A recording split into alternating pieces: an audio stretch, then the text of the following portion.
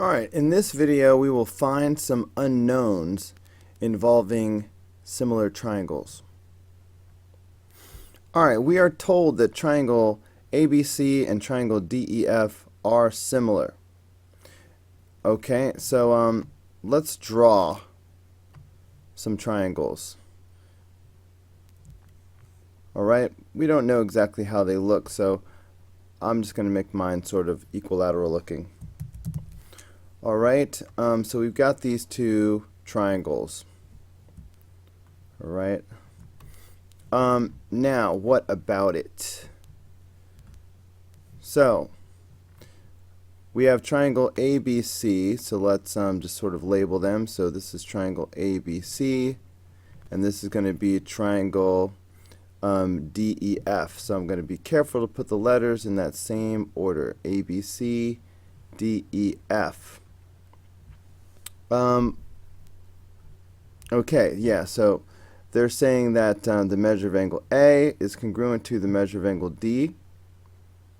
Alright, so there's A, and that's congruent to D. The measure of angle B is equal to the measure of angle E.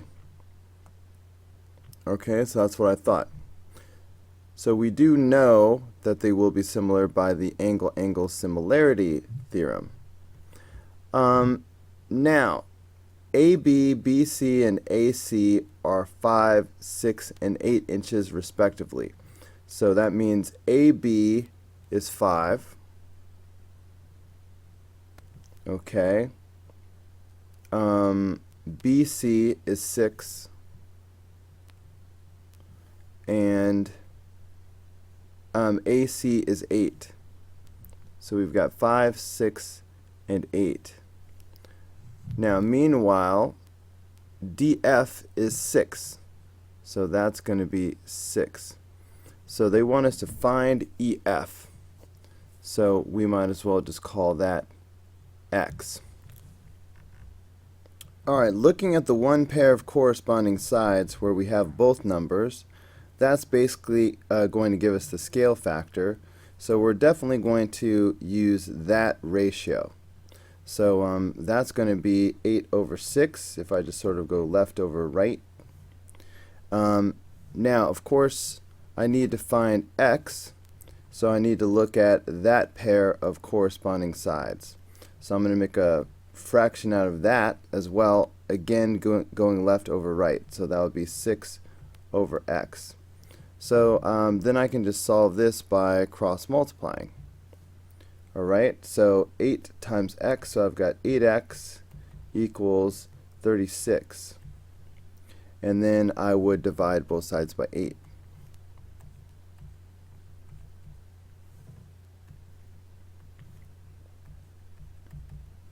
Okay, so 8 does not go evenly into 36, so you can either reduce the fraction, alright, 36 over 8 is going to be 9 halves. So that's one version of your answer. Or, 9 divided by 2 is 4.5.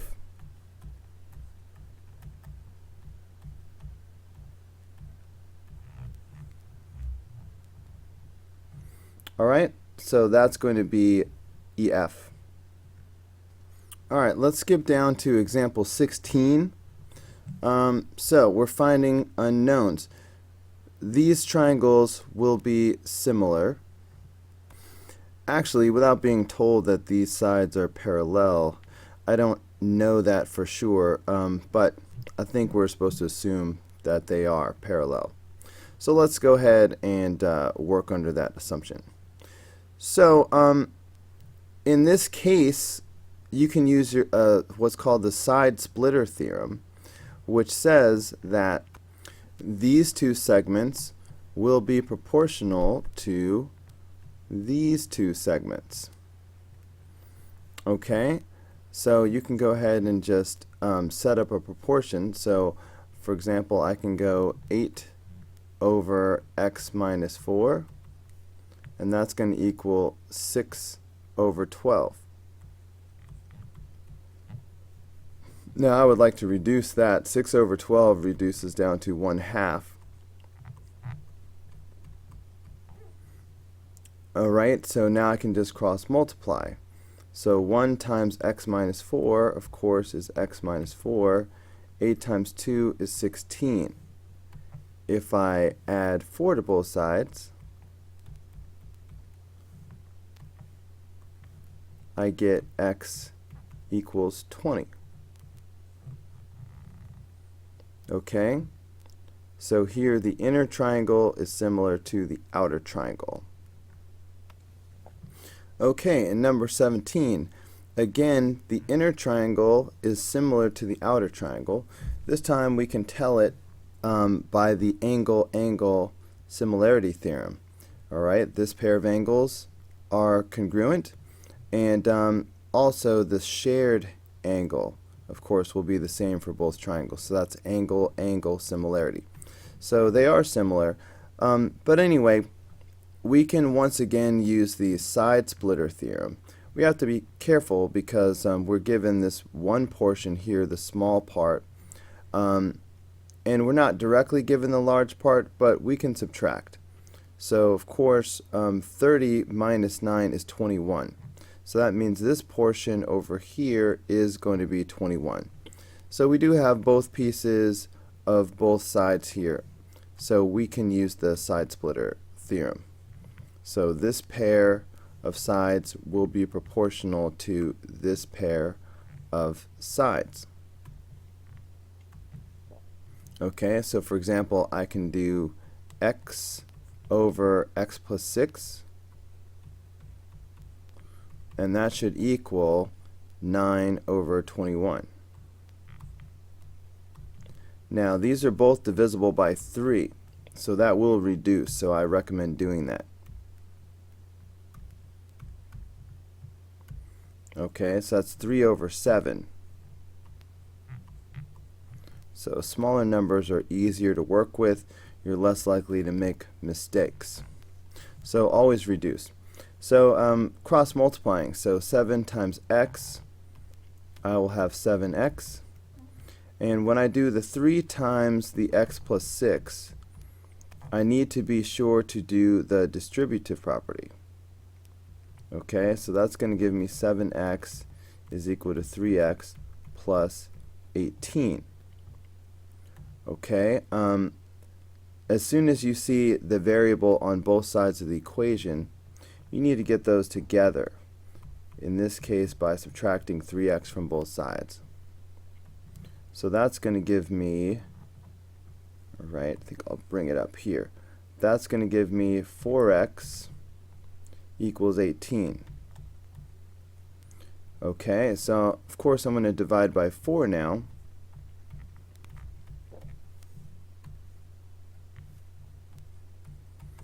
Four is not going to go in evenly.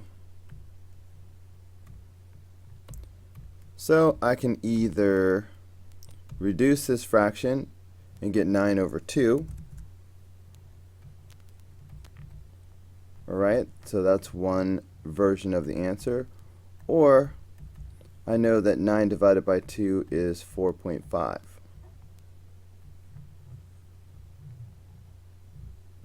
Alright, so that's number 17. Alright, let's look at a couple more examples. This one is a little different because these triangles are not similar. But yet, when you have an angle bisector, which you can tell because these two sides are marked congruent, when you have an angle bisector like this, it creates a pair of proportional lengths. So, for example, this pair of sides will be proportional to these two lengths. Okay? I could have done it vertically also. I could have said x and 5 will be proportional to 18 and 15. Either way, those equations will be equivalent. So, I could say that x over 18 is going to equal 5 over 15. Okay, 5 goes into 15 3 times, so I can say x over 18 is equal to 1/3 if I reduce. Now if I cross multiply, 3 times x, so I've got 3x equals 18. and then when I divide both sides by 3, I get x equals 6.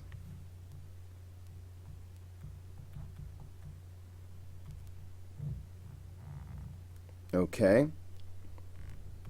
Alright, number 19 is the same type of situation, but we need to deal with the two separate parts of this side of the triangle. So I have x, I need an expression for the other side. If the whole thing is 20 and one part is x, then the other part we could call 20 minus x. Alright, it's the whole length minus the piece that you already have. So now we can deal with these. So what we know is these two lengths will be proportional to these two lengths. Okay? Whenever you have an angle bisector, that's going to happen. So I know this is an angle bisector because these two angles are congruent. So in other words, I can write the following proportion. I could say 20 minus x over x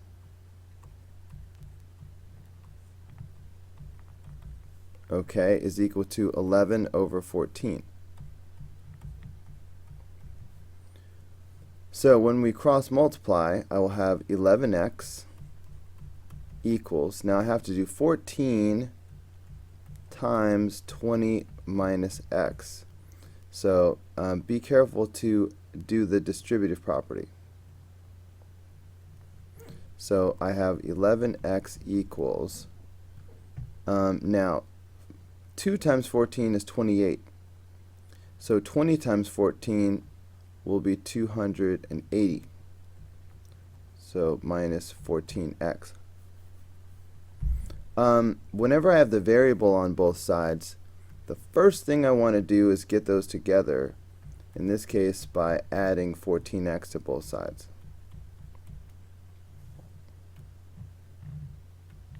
Okay, so that's going to give me 25x is equal to 280. Then I would divide both sides by 25.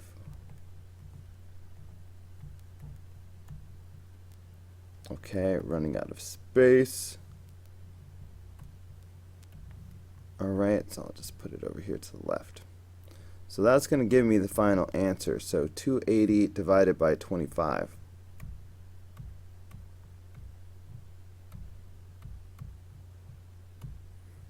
Okay, so it doesn't go in evenly. So 56 over 5, or 11.2.